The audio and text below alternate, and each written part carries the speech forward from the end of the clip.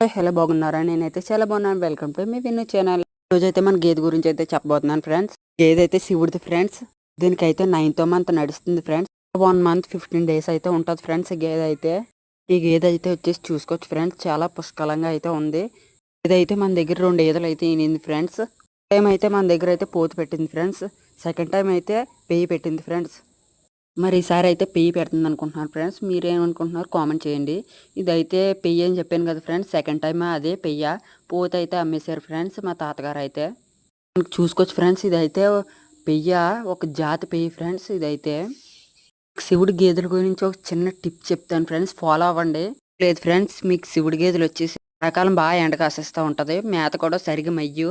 అప్పుడు మీకు ఏం చేయాలంటే బురద అయితే ఉంటుంది కదా ఫ్రెండ్స్, మీకు ఎక్కడన్నా మీ ఊర్లోనే ఆ బురదలో అయితే మునిగిపించండి.